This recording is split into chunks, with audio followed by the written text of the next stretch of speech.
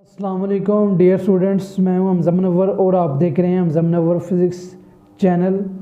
Dear students class 10th, बेटा आज जो हम शुरू करने जा रहे हैं टॉपिक सिंपल हार्मोनिक मोशन और इसकी जो थर्ड एग्जांपल थी simple pendulum, motion of simple pendulum.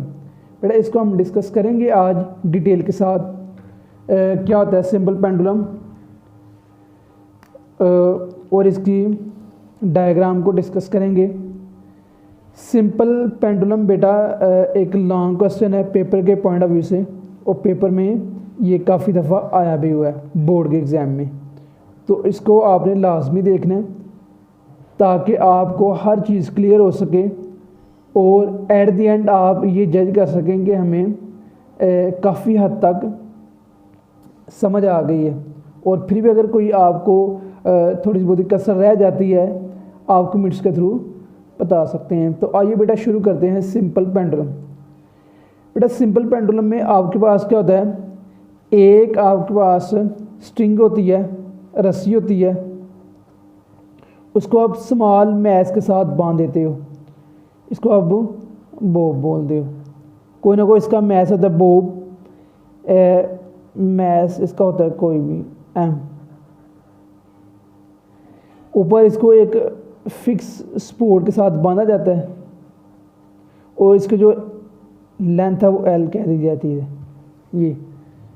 ये आपके पास एक सिंपल पेंडुलम है, इसकी लेंथ होती है इनएक्सटेंसिबल इसको, और ये बेटा एक मैश होता है सिंपल बॉब, गोली जिससे कहते हैं वो होती है। और ये जो आपके पास सामने डायग्राम है ये एक सिंपल पेंडुलम की डायग्राम है। अब बेटा इसकी मोशन को डिस्क्राइब करते हैं, इसकी मोशन को स्टडी करते हैं कि ये कैसे मूव करता है, क्या ये सिंपल हार्मोनिक मोशन की एग्जांपल बनता भी है या नहीं है, उसको देखते हैं। मैं पहले थोड़ा सा सिंपल हार्मोनिक मोशन के थोड़ा उसको रिवाइज करना चाहूँगा ताकि आपके जहन में वो भी हो जो पिछला लेक्चर और ये भी, और इन दोनों को आप रिलेट कर सकें। बेटा last time simple harmonic motion की हमने डेफिनेशन भी की और इसकी दो एग्जांपल हम पढ़ चुके हैं, एक mass attach to the spring system और दूसरी हम बॉल एंड बाउल सिस्टम। उसमें हमने ये बेटा ये देखा था कि force is directly proportional to the displacement. जितनी ज़्यादा फोर्स हम किसी बॉडी पे लगाते थे और बॉडी उतना ही डिस्प्लेसमेंट क्या करती थी, कवर करती थी, और जब हम छोड़ते थे तो बॉडी अपनी ओरिजिनल पोजीशन पे वापस आ जाती थी। ये हमने कहा था सिंपल हार्मोनिक मोशन ये है। आज हम देखेंगे क्या सिंपल पेंडुलम में भी ये चीज़ होती है, ये चीज़ पाई जाती है कि नहीं होती, क्या जो सिंपल पेंडुलम है वो सिंपल हार्मोनिक मोशन की खसूसियात को या प्रॉपर्टीज़ को फॉलो करता है कि नहीं करता। तो आइए इसकी मोशन को डिस्क्राइब करते हैं। बेटा ये जो बॉडी है अभी ये आपको नज़र आ रही है, ये अभी रेस्ट पे है, यानी इसको मैं इसकी पोजीशन का नाम देता हूँ ओ, और हम कह देते हैं ये अभी मीन पोजीशन पे है, यानी इसको अगर उर्दू में कहें मीन पोजीशन को तो इसे कहते हैं वस्ती पोजीशन। ये भी मीन पोजीशन में है। मैं क्या करता हूँ इस बॉडी पे फोर्स लगा के इसको थोड़ा सा उठा के मैं यहाँ पे ले आता हूँ ऐसे। अगर इसकी डायग्राम मैं यहाँ पे बनाना चाहूँ, ये आपके पास रेस्ट पे मीन पोजीशन है ये, अगर मैं थोड़ा सा उठा के इसको यहाँ पे ले आऊँ ऐसे, ये इसको मैं थोड़ा सा डिस्प्लेसमेंट कवर करके फोर्स लगा के इस तरफ, तो मैं क्या ले आया यहाँ पे ले आया। ये जो पोजीशन है ये बेटा एक्सट्रीम पोजीशन है, यहाँ पे जहाँ तक वो मैक्सिमम आ सकता है। इसको हम कह देते हैं ए पॉइंट। मैंने क्या किया, ओ पॉइंट यानी मीन पोजीशन से उसको ए पोजीशन पे ले गया। अब क्या होगा कि यहाँ से जब मैं इसे छोड़ूंगा इस बॉब को, इस मैश को, तो वो इस तरफ मूव करेगी, इस डायरेक्शन में मूव करेगी, लेकिन वो यहाँ पे आके रुकेगी नहीं, क्योंकि यहाँ पे इनर्शिया उसे रुकने नहीं देगा, वो अपनी मोशन आगे की तरफ मूव करेगी ऐसे, यहाँ पे आ जाएगी।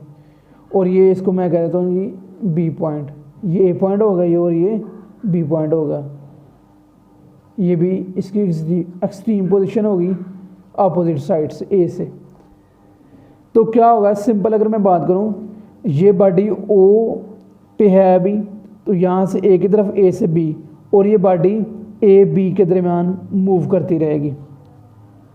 अगर हम इसको डिटेल से इसको मैं बताना चाहूँ तो क्या होगा, इसका बेटा जो मैस है, जो इसका एम, इसका वेट वो डाउनवर्ड मूव कर रहा है नीचे की तरफ, जिसे हम डब्ल्यू से रिप्रेजेंट करते हैं वेट, और वेट पे क्या होता है एम जी के इक्वल। जब हमने क्या किया, इस तरफ मूव किया, बॉडी यहाँ पे आई, ये इसकी लेंथ एल है, और बेटा इसकी टेंशन टी भी होती है यहाँ पे, टी, और यहाँ भी टेंशन टी, तनाव जिसे कहते हैं, ये अपवर्ड मूव करती है हमेशा। क्या होगा कि बेटा जब बॉडी यहाँ पे होगी तो यहाँ भी बॉडी, इसका जो वेट होगा वो नीचे की तरफ डाउनवर्ड मूव करेगा। ज़ाहिर सी बात है वेट हमेशा डाउनवर्ड ही मूव करता है। अब क्या होगा कि यहाँ पे बॉडी की जो वेट है वो डाउनवर्ड मूव कर रहा है, और यहाँ पे दो, एक हम बना लेते हैं दो कंपोनेंट वेक्टर के। बेटा आपने 9th क्लास में रेजोल्यूशन ऑफ फोर्सेस में पढ़ा था कि एक जो वेक्टर होता है उसके दो कंपोनेंट होते हैं। वेक्टर जो होता है उसके कितने कंपोनेंट होते हैं, दो कंपोनेंट होते हैं, एक एक्स एक्सिस होता है और एक वाई एक्सिस।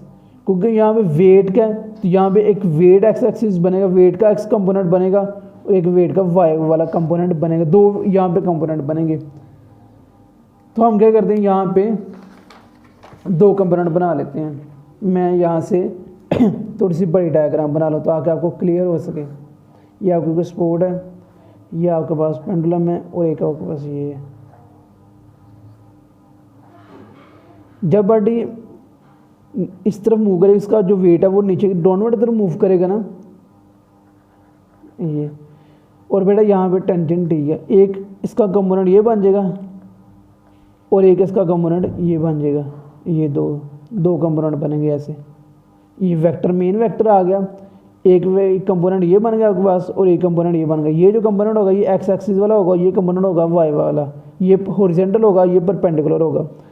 अब एक्स वाला कंपोनेंट तो एम जी आ जाएगा, यहाँ पे आ जाएगा ये वाला component M G cos theta, क्योंकि एक्स एक्सिस के साथ कॉस थीटा आता है, और वाई के साथ आएगा बेटा एम जी साइन थीटा।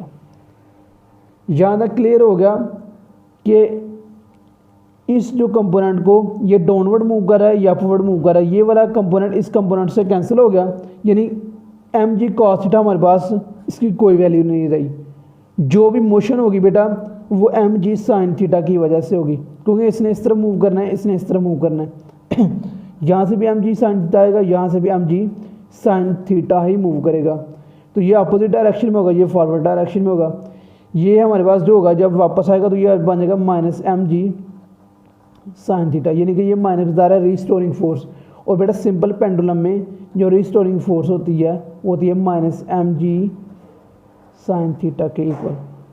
तो बॉडी क्या करेगी बेटा, इस ओ पोजीशन से इस तरफ मूव करेगी, इस तरफ मूव करेगी, और जहाँ पे इस सिंपल पेंडुलम में जो मोशन होती है, जो मूवमेंट होती है, वो एम जी साइन थीटा की मदद से होती है। और सिंपल पेंडुलम में जो भी अपनी पोजीशन होती है बॉब की या उस मैस की, उस बॉडी की, वो हमेशा वस्ती पोजीशन के इर्द गिर्द ही मूव करती है। अब मैं थोड़ा सा सिंपल पेंडुलम के बारे में थोड़ा सा बताना चाहूँगा कि सिंपल हार्मोनिक मोशन से रिलेट करता है कि नहीं करता।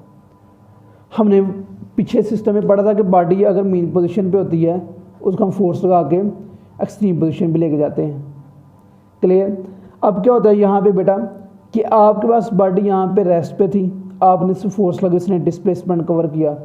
अब यहाँ पे देखिए जितनी ज़्यादा फोर्स लगाएंगे बॉडी उतनी ही ज़्यादा दूर जाएगी। तो ये यहाँ से प्रूव हुआ कि force is directly proportional to displacement, one condition.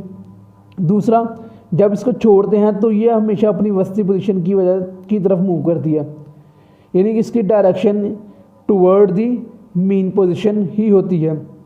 जब यहाँ पे छोड़ेंगे बेटा तो यहाँ पे ये कभी भी नहीं रुकेगी और ये आगे मूव कर जाएगी। इसको हमने बी पॉइंट का नाम दिया था। और यहाँ पे आके फिर वो अपनी मीन पोजीशन की तरफ मूव करेगी। और ये बेटा तब तक ए से बी, बी से ए तक मूव करती रहेगी जब तक इसकी एनर्जी ख़त्म ना हो जाए।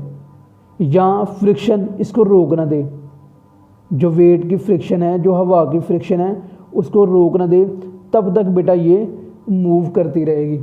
और इसका अगर आपने टाइम पीरियड का फार्मूला देखना हो तो T इज इक्वल टू बेटा 2πL/G अंडर रूट। ये इसका ड्राइव फार्मूला नहीं है आपकी बुक में, अभी 10th आप फर्स्ट ईयर में माशाल्लाह जाएंगे तो वहाँ पे आप इसका ड्राइव फार्मूला देखेंगे कि ये कैसे प्रूव होता है। यहाँ पे बेटा मैं आपको क्लियर करना चाहूँगा, जो सिंपल पेंडुलम है यहाँ पे लेंथ चेंज करने की वजह से इसमें चेंज आता है, बाकी सारी चीज़ें कांस्टेंट है। G ये भी कांस्टेंट है, पाई ये भी कांस्टेंट है और 2 ये भी कांस्टेंट है। आप इसकी लेंथ को चेंज करेंगे, इसको चेंज करेंगे, फिर इसमें चेंज आएगा। अदरवाइज़ इसका मैथ चेंज करने से इसके टाइम पीरियड पे कोई फ़र्क नहीं पड़ेगा, या इसका एम्पलीट्यूड आप इसको यहाँ पे ले आएँ तब इसको कोई फ़र्क नहीं पड़ेगा। फार्मूले के अकॉर्डिंग, टाइम पीरियड के फार्मूले के अकॉर्डिंग इसकी लेंथ में चेंज होगा, फिर इसमें चेंज होगा, अदरवाइज चेंज नहीं होगा। तो आई होप बेटा आपको समझ आई होगी सिंपल पेंडुलम की। इसमें हमने देखा कि ये भी सिंपल हार्मोनिक मोशन की तरह ही मूव करता है, मसलन अपनी एक मीन पोजीशन के इर्द गिर्द वाइब्रेट करता रहता है। तो बेटा सिंपल हार्मोनिक मोशन सिंपल यही थी कि सिंपल हार्मोनिक मोशन में नेट जो फोर्स होती है वो डिस्प्लेसमेंट के डायरेक्टली प्रोपोर्शनल होती है और उसकी डायरेक्शन हमेशा अपनी मीन पोजीशन की तरफ होती है। तो ये था बेटा हमारा सिंपल पेंडुलम का टॉपिक। आई होप आपको समझ आई होगी। अगर फिर भी किसी पॉइंट की समझ नहीं आई आप कमेंट्स के थ्रू में बता सकते हैं और मैं आपको बेटा बुक से भी थोड़े से निशान क्लियर कर दूं। ये बेटा इसकी डेफिनेशन है, यहाँ से अ सिंपल पेंडुलम से लेकर ये यहाँ तक, ये इसकी डेफिनेशन है। ये डायग्राम बेटा आपने लाजमी बनानी है पेपर में। यहाँ से बेटा इसकी एक्सप्लेनेशन शुरू हो जाती है, ये सारी इसकी एक्सप्लेनेशन है यहाँ तक। नेक्स्ट भी बेटा वो बता रहा है इसकी स्पीड, यहाँ से बताया, ये इस पैराग्राफ से आपको बता रहा है कि इसकी स्पीड कम कब होती है, ज़्यादा कब होती है। तो मैं आपको बता देता हूँ इसकी स्पीड ज़्यादा कब होती है और कम कब होती है। बेटा याद रखिएगा जब बॉडी यहाँ से इस तरफ मूव करती है तो इसकी स्पीड कम होती है, मीन्स जब यहाँ से O से A की तरफ जाएगी तो इसकी स्पीड कम होगी, लेकिन जब A से O की तरफ आएगी इसकी स्पीड ज़्यादा होगी रिस्टोरिंग फोर्स की वजह से। और इसके बाद इसका टाइम पीरियड का बेटा फार्मूला यहाँ पे ये देखिएगा ज़रा, ये टाइम पीरियड का फार्मूला आपने याद करना है, ये इम्पोर्टेंट है ये। और बेटा ये साइड इन्फॉर्मेशन ये भी याद रखिए करिएगा, इसमें से MCQs आते हैं, शॉर्ट क्वेश्चन भी बन जाते होते हैं। अल्लाह हाफिज़। आपको आई हो समझ आई होगी। Thank you so much.